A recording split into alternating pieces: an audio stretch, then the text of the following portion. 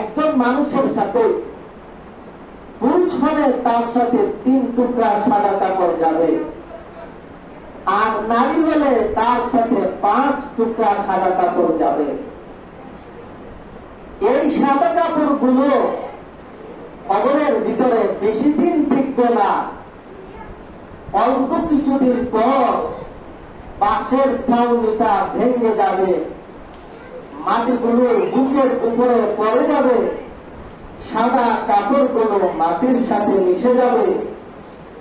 আপনার আমার সুন্দর দেহ, কালো দেহ, পয়সাওয়ালা মানুষের দেহ, গরিবের দেহ, وَمَا خَلَقْتُ الْجِنَّ وَالْإِنسَ إِلَّا لِيَعْبُدُونِ وقال عليه الصلاة والسلام إن الدنيا خلقت لكم وخلقتم للآخرة أو كما قال رسول الله صلى الله عليه وسلم صلى الله على سيدنا ومولانا محمد وعلى آله وأصحابه حجر में शजर में तेरे रंग बोले जिधर देखता हूँ उधर तो ही तो है अल्लाह अल्लाह अल्लाह अल्लाह अल्लाह अल्लाह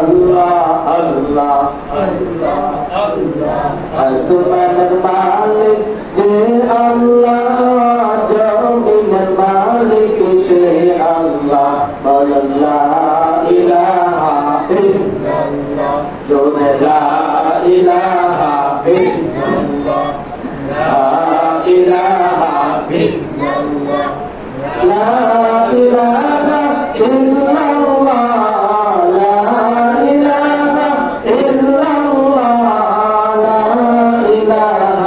ইল্লাল্লাহ। যে মহান আল্লাহ তাআলা আপনাকে আমাকে আশরাফুল মাখলুকাত মানুষ বানিয়ে আল্লাহ রাব্বুল আলামিনের পরিচয় পাওয়ার জন্য নিজের অন্তরকে পরিশুদ্ধ আর ইসলাম করার জন্য এই আশা আর ভরসা নিয়ে আজকে ইসলামী মাহফিলের মধ্যে আমরা আগমন করেছি। আমরা নিজেরা আসতে পারি নাই, আল্লাহ তাআলা আমাদেরকে নিয়ে আসছেন। কত মানুষ এই সময়ের মধ্যে ঘোরাফেরা করছে, চাষ করে বসে সময় কাটাচ্ছে। আল্লাহ তাআলা আমাদেরকে এই সময়টার মধ্যে আল্লাহকে চেনার জন্য, অন্তরকে পরিশুদ্ধ করার জন্য যে আল্লাহ তাআলা আল্লাহ আমাদের মধ্যের মধ্যে নিয়ে আসছেন, এই জন্য সকলেই শুকরিয়া আদায় করে সকলেই জবান খুলে বলি আলহামদুলিল্লাহ। মহান আল্লাহ তাআলা পবিত্র কোরআনে কারীমের মধ্যে বলেন, ওয়ামা খালাকাতুল জিন্না ওয়াল ইনসা ইল্লা লিয়াবুদুন। আল্লাহু আকবার। আল্লাহ রাব্বুল আলামিন বলেন, আমি মানব এবং দানবকে সৃষ্টি করেছি শুধুমাত্র আমার গোলামি করার জন্য, অন্য কোন উদ্দেশ্যে তাদেরকে দুনিয়ার মধ্যে পাঠায় নাই। অন্য কোন উদ্দেশ্যে যদি আমরা দুনিয়ার মধ্যে না এসে থাকি, তাহলে তো আমরা দেখি আমরা আল্লাহকে ইবাদত বন্দেগী ছাড়াও আরো অনেক কাজ করি। বরঞ্চ যতটুকু সময় গোলামি করি তার চাইতে বেশি সময় নিজের জন্য, দুনিয়ার জন্য ব্যয় করি। দরকার ছিল একজন মানুষের জন্য, নিজের জন্য, দুনিয়ার জন্য যতটুকু সময় দেয় তার চাইতে দ্বিগুণ সময় আল্লাহর জন্য দেওয়া দরকার ছিল। মানুষ সেটা না করে মানুষ নিজের জন্য 5 গুণ সময় দিয়ে থাকে। যার জন্য 5 গুণ সময় দিচ্ছি, এই জগৎ, এই জগতের মধ্যে আমার তৈরি করা বালাখানা বিল্ডিং, কল কারখানা, মিল ফ্যাক্টরি, দোকান, এগুলো কোনো কিছুই আমার সাথে আখিরাতের দিকে রওনা করবে না। আখিরাতের দিকে একমাত্র সাথী হবে, রওনা করবে লিয়াবুদুন, আল্লাহর বন্দেগী, নিজের আমল আখলাক, এটাই মানুষের সাথে আখিরাতের পথে রওনা করবে। অন্য কোন জিনিস সাথে যাবে না। হ্যাঁ, একজন মানুষের সাথে পুরুষ হলে তার সাথে 3 টুকরা সাদা কাপড় যাবে, আর নারী হলে তার সাথে 5 টুকরা সাদা কাপড় যাবে। এই সাদা কাপড় গুলো কবরের ভিতরে বেশি দিন টিকবে না। অল্প কিছুদিন পর পাশের ছাউনিটা ভেঙে যাবে, মাটিগুলো বুকের উপরে পড়ে যাবে, সাদা কাপড়গুলো মাটির সাথে মিশে যাবে।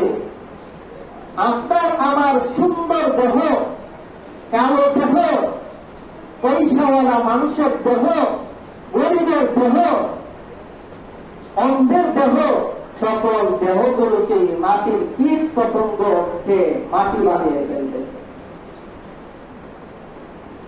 থাকবে কে? শুধুমাত্র আল্লাহ তাআলা থাকবে।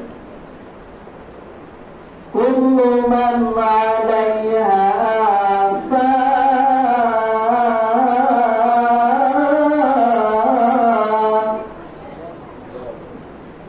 ওয়া ইয়াবকা ওয়াজহু রাব্বিকা যুল জালালি ওয়াল ইকরাম।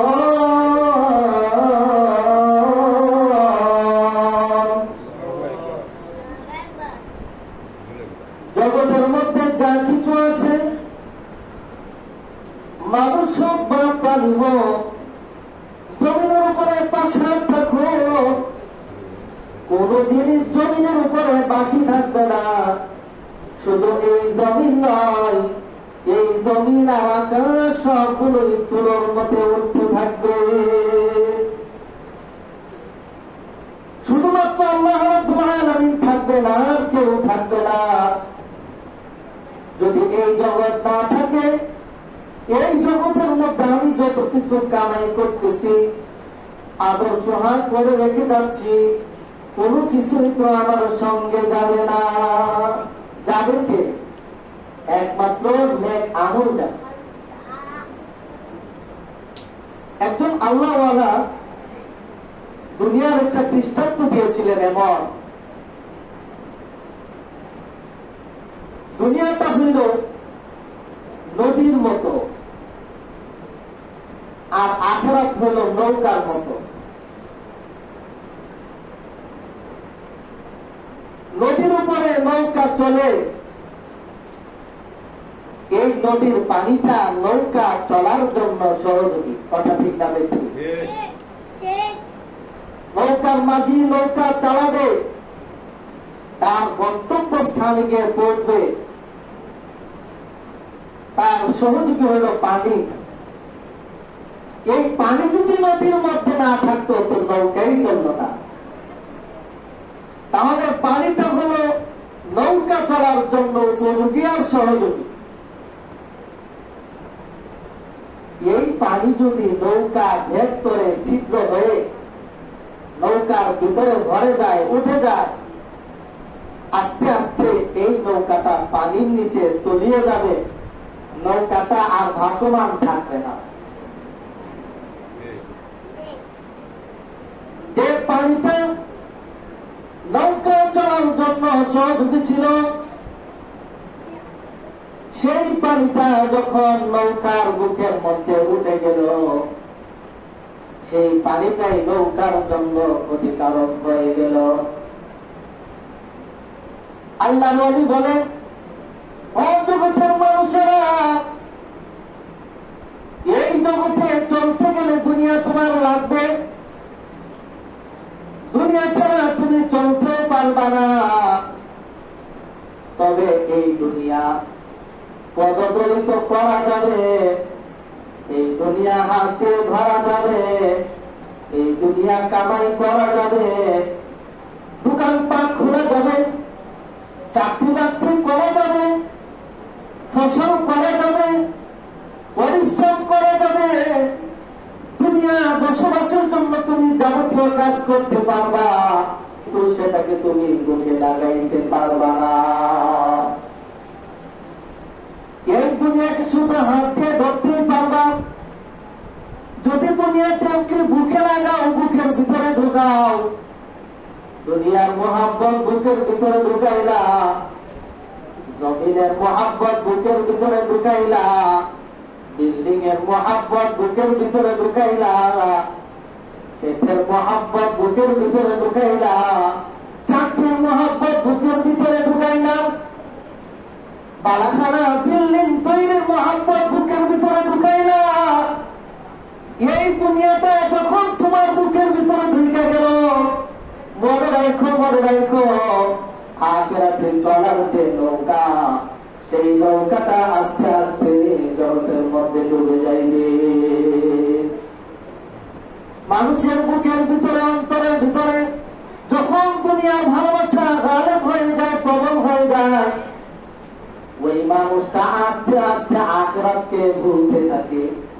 এক সময় এমন ছিল, আপনার সাথী ভাই আপনার সাথে 5 ওয়াক্ত নামাজের মধ্যে আসতো, এখন তার ব্যাংক হয়েছে, ব্যালেন্স হয়েছে, দোকান হয়েছে, এবার সে আপনার সাথে মসজিদের মধ্যে আসে না। জিজ্ঞাসা করলেন, ভাই এক সময় তো আমরা 2 জন মসজিদে যাইতাম, মসজিদের পরে তালিমের মধ্যে বসতাম, আখিরাতের কত বিষয় নিয়ে মুতাকারা করতাম। আজকে তো তুমি মসজিদে যাও না, আযান হয়েছে। আজকে তো তুমি মাহফিলে যাও না, মাহফিলের প্যান্ডেল তৈরি হয়েছে। কি হয়েছে বন্ধু, মসজিদে যাও না কেন, মাহফিলে যাও না কেন?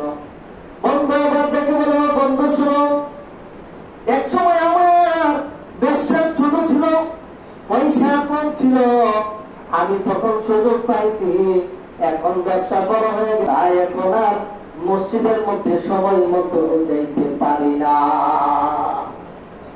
দেখেন আল্লাহ নবী যে মেসাল দিয়েছেন, যে দৃষ্টান্ত দিয়েছেন, যে পানি হলো নৌকা চলার জন্য সহযোগী, নৌকাটা হলো আখিরাত আর পানিটা হলো দুনিয়া। এই পানিটা যদি নৌকার ভিতরে ঢুকে যায়, তাহলে এই নৌকাটাই আবার প্লাবিত হয়ে যায়, ডুবে যায়। তো দুনিয়াতে চলার জন্য, বাঁচার জন্য, থাকার জন্য, পড়ার জন্য, খাওয়ার জন্য যতটুকু আসলাম আমার সম্পদ আমার দরকার, ততটুকুর মধ্যেই যদি আমি সীমাবদ্ধ থাকি, তাহলে আমার আখিরাতের নৌকা ঠিকঠাক মতো চলবে। আর যদি এমনটা না হয়, তাহলে আমি আখিরাতকে আর প্রাধান্য দিতে পারবো না, আখিরাতের নৌকা ডুবে যাবে দুনিয়ার মধ্যে। আখিরাতের নৌকা যদি দুনিয়ার মধ্যে ডুবা যায়, তাহলে এই মানুষের জন্য দুনিয়ার মধ্যেই দুনিয়াও শেষ, আখিরাতও শেষ। দুনিয়ার মধ্যে দেখবেন লাঞ্ছিত হবে, করবে, মৃত্যুর ঘাটি থেকে শুরু করে একেবারে ময়দানে মাহশর পর্যন্ত সে শুধু বিপদের মধ্যেই থাকবে। এই জন্য দুনিয়া তো আমাদের লাগবে, এটা হাতের মধ্যে থাকবে, বুকে লাগানো যাবে না। দুনিয়া তো আমাদের দরকার, কিন্তু সেটাকে মাথার উপরে তোলা যাবে না। দুনিয়া আমাদের জন্য উপকারী, যতটুকু ব্যবহার করলে উপকারী ততটুকুই, তার চেয়ে বেশি না। হযরত উমর রাদিয়াল্লাহু তাআলা আনহুর খেলাফত কাল চলছে, সোনালী যুগ। এই যুগের মধ্যে ভাগ আর ছাগল একসাথে হয়, কিন্তু ভাগ ছাগলের উপর আক্রমণ করার কোন দুঃসাহস করে না। উমর রাদিয়াল্লাহু তাআলা আনহু তার অধীনস্থ মন্ত্রীবর্গের উপরে ছিলেন খুব কঠোর, খুব কঠিন ছিলেন। তার রাজধানী ছিল কোথায়? মদিনাতে। অর্থ পৃথিবীর বাদশাহ মদিনা থেকে রাষ্ট্র পরিচালনা করেন। তার রাষ্ট্রের মধ্যে ইনসাফ, তার রাষ্ট্রের মধ্যে শান্তির হাওয়া বয়ে চলছে, কোন ধরনের বেইনসাফি নাই, জুলুম নাই। সুন্দর আশেপাশের কাছের রাজ্যের বাদশারা বলে, এত সুন্দর ভাবে উমর কিভাবে রাষ্ট্র পরিচালনা করে। হযরত উমর রাদিয়াল্লাহু তাআলা আনহু আর একটা দৃষ্টিভঙ্গি ছিল, যে সকল সাহাবীরা নবীর কাছে হাতে হাত থেকে বায়াত গ্রহণ করেছিলেন, বড় বড় সাহাবী যারা ছিলেন সবাই তো মদিনাতেই ছিলেন। যখন তার শাসন পরিধি বেড়ে গেল, আরব আমিরাত ছাড়িয়ে আফগানিস্তান পর্যন্ত তার শাসন চলছে, কিন্তু নবীর সাথে যে সমস্ত সাহাবীরা ছিলেন, বড় বড় সাহাবীরা, এদের কাউকে মদিনা থেকে বের হতে দেন নাই। আপনারা বলবেন, হুজুর বড় বড় সাহাবীরা এত কষ্ট করছে, বদর যুদ্ধ করলো, উহুদ যুদ্ধ করলো, হুনাইন যুদ্ধ করলো, খন্দকের যুদ্ধ করলো, তারপরে এদেরকে কেন মদিনা থেকে বের হতে দেয় নাই? দীর্ঘদিন তারা কষ্ট করছে, এখন তো মদিনা থেকে বের হয়ে সারা বিশ্বটাকে একটু দেখবে, জগৎটাকে দেখবে। হযরত উমর রাদিয়াল্লাহু তাআলা আনহুর দৃষ্টিভঙ্গি ছিল, এই বড় বড় সাহাবীরা, বড় বড় আলেমরা নবীর কাছে থাইকা দুনিয়া ত্যাগ করার যে শিক্ষা পেয়েছে, আজ যদি তাদেরকে মদিনা থেকে বের করে তাদেরকে ইরাকে পাঠিয়ে দেয়, যদি মদিনা থেকে বের করে সিরিয়ায় পাঠিয়ে দেয়, যদি মদিনা থেকে বের করে ফিলিস্তিনে পাঠিয়ে দেয়, যদি মদিনা থেকে বের করে এদেরকে আজারবাইজান পাঠিয়ে দেয়, ইরানে পাঠিয়ে দেয়, আফগানিস্তানে পাঠিয়ে দেয়, তাহলে তারা জগৎটাকে দেখে ফেলবে। আর জগতের দুনিয়ার যে সুন্দর চাকচিক্য, টাকা পয়সা, মাটির নিচের খাজানা, মাটির উপরের খাজানা, দুনিয়া তারা দেখে ফেলবে। সেই দুনিয়াকে তারা বুকে জড়িয়ে নিতে চাইবে। দুনিয়া দেখলে বুকে নিতে মনে চায়, আর যখন দুনিয়াকে দেখলো না, তাই তারা আর দুনিয়াকেও তারা বুকের ভিতরে নেবে না, দুনিয়ার মহাব্বত তারা বুকের ভিতরে নেবে না। নবীর শিক্ষাটা তাদের ভিতরে বদ্ধমূল থাকবে। এই জন্য উমর রাদিয়াল্লাহু তাআলা আনহু থিওরি ছিল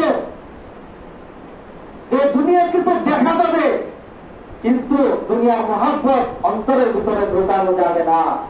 এই জন্য বড় বড় সাহাবীদেরকে তিনি আটকিয়ে রেখেছিলেন। হযরত উমর রাদিয়াল্লাহু তাআলা আনহুর খেলাফতকাল শেষ হয়ে গিয়েছে। হযরত উসমান রাদিয়াল্লাহু তাআলা আনহুর খেলাফতকাল শুরু হয়ে গেল। যে সকল সাহাবীরা উমরের যুগে মদিনা থেকে বের হতে পারল না, বিশ্বটাকে দেখতে পারল না, উসমানের খেলাফতকালে ওই সমস্ত সাহাবীরা ইসলামী সাম্রাজ্যের বিভিন্ন রাষ্ট্রের মধ্যে দায়িত্ব পালনের জন্য তারা ছড়িয়ে পড়লেন। বিভিন্ন রাষ্ট্রের মধ্যে যখন দায়িত্ব পালনের জন্য ছড়িয়ে পড়লেন, বিভিন্ন জায়গার মধ্যে তারা পেলেন, দুনিয়াকেও তারা দেখলেন, দুনিয়াও তাদেরকে দেখে ফেললেন। এক পর্যায়ে দুনিয়ার সাথে তাদের একটা অন্তরঙ্গতা সৃষ্টি হয়। সেই অন্তরঙ্গতার ফাঁকি দিয়ে শয়তান তাদের মধ্যে দ্বিতীয় পক্ষ তৈরি করে দিয়ে নবীর আদর্শ মোতাবেক রাষ্ট্র পরিচালনা করার যে ব্যবস্থাপনা তারা শিখেছিল, শয়তান কথা দিয়ে তৃতীয় পক্ষ তাদের মধ্যে প্রবেশ করে দিলেন। সাবাইয়া পার্টি তৈরি হয়ে গেল। যে সাবাই পার্টি ইসলামের তো শত্রু ছিল। আটার ভিতর থেকে যদি একটা চুল বের হয়, চুলের মধ্যে যেমন কোন আঠা লাগে না, সাবাই শিয়া দলের ষড়যন্ত্রকারীরা এমনই ইসলামের ষড়যন্ত্রকারী ছিল। এই সাবাইরা হযরত উসমান রাদিয়াল্লাহু তাআলা মুখাবত করে বিভিন্ন রাজ্যের মধ্যে, রাষ্ট্রের মধ্যে এমন ভাবে গভর্নরদের বিরুদ্ধে এমন ভাবে বদনাম ছড়াইতে লাগলো, তৎকালীন খলিফা উসমানের বিরুদ্ধে বদনাম ছড়াইতে লাগলো। এই বদনাম ছড়াইয়া আস্তে আস্তে পুরো বিশ্বের ইসলামের যে একতা ঐক্য ছিল সেই খেলাফত ব্যবস্থাকে একেবারে ধ্বংস করে দিল। মুসলমান ভাইয়েরা আমার, দেখুন হযরত উমর তো রাষ্ট্র পরিচালনা করেছিলেন, তার খেলাফতকালে বাঘে আর ছাগলের সাথে ঘাস খাইছে, কিন্তু কোন ধরনের বেইনসাফি হয় নাই। উসমানের যুগে এসে ইসলামী খেলাফত থেকে নাই। ও ভাই, আজকে আমরা যদি দুনিয়া দুনিয়া করে পাগল হয়ে যাই, তাহলে আমাদের তো একটা মনের রাজ্য আছে, সেই মনের রাজ্যটাকে আমরা বিজয়ী করতে পারবো না। আমাদেরও তো একটা মনের রাজ্য আছে, এই মনের রাজ্যটাকে আমরা বিজয় করতে পারবো না। দেখেন আজকে প্রতিযোগিতা চলছে, মানুষ কিভাবে কার আগে কে পয়সাওয়ালা হতে পারে। কেউ পিছপা নাই, কেউ পিছনের দিকে তাকায় না, সবাই সামনের দিকে। সুদী ব্যাংক থেকে 10 লক্ষ টাকা ঋণ করে হলেও তাকে বিদেশে যেতেই হবে। এই যে একটা টাকা পয়সার প্রলোভন আমাদের ভিতরে ঢুকে গেছে, সেখানে সাধুও আছে, অসাধুও আছে, জাহেলও আছে, মূর্খও আছে, উচ্চ শিক্ষিত আছে, অশিক্ষিত আছে, দুর্বল আছে, শক্তিশালী আছে, সর্ব শ্রেণীর লোক আজকে প্রতিযোগিতার মধ্যে রয়েছে কার চাইতে কে বেশি পয়সাওয়ালা হবে। একজনের দোতলা বাড়ি করেছে, আমি একটা 4তলা বাড়ি করবো, যে বাড়িটা এমন সুন্দর হবে যেটা এলাকাতে আর কেউ করে নাই। একটা পরিতাপের বিষয়, আফসোসের বিষয়, বিগত আওয়ামী শাসনের আমলে একজন নেতা উত্তরবঙ্গের সে একটা বিল্ডিং করেছিল, কিন্তু এই বিল্ডিংটা তার সামনে, বাড়ির সামনে রাস্তার কিছু গাছ ছিল, উঁচা উঁচা গাছ, এই গাছগুলোর কারণে তার বাড়ি দেখা যেত না। এখন সে তো নেতা, তার তো ক্ষমতার শেষ নাই, দাপট আর দাপট। সে বলল যে সবগুলো গাছ কেটে দাও, রাস্তা সরকারি সব গাছ কেটে ফেলছে, কেন যেন তার বাড়িটা দেখা যায়। অনেক মানুষ এই ধরনের বাড়ি করে কিন্তু নিয়ত ঠিক থাকে না। ও ভাই, ঘরটা তো আমি করছি আমি থাকার জন্য, তো থাকা তো আমি যেমন বিল্ডিং এ থাকি, আরেকজনে তো মাটির ঘরের মধ্যেও থাকে, আরেকজনে তো বাঁশের চালার মধ্যেও থাকে। আমি কি জানি এই ঘরে আমি বসবাসই করতে পারবো? কয়েকদিন বসবাস করতে পারবো? এমনও মানুষ আছে যারা সুন্দর বিল্ডিং বানিয়ে একদিন বসবাস করার মতো সুযোগ পায় না। আমরা দুনিয়া আমাদের লাগবে যতটুকু প্রয়োজন ততটুকু, এর মধ্যেই আমরা সীমাবদ্ধ থাকবো। বড় বড় আশা করবো না, আর বড় বড় আশা করলে এগুলো পূরণ হয় না। আল্লাহ তাআলা আমাদের সকলকে দুনিয়া এবং আখিরাতের গুরুত্ব বুঝে বেশি বেশি দুনিয়ার মধ্যে আখিরাতের পুঁজি অর্জন করার, আমল করার তৌফিক দান করুন।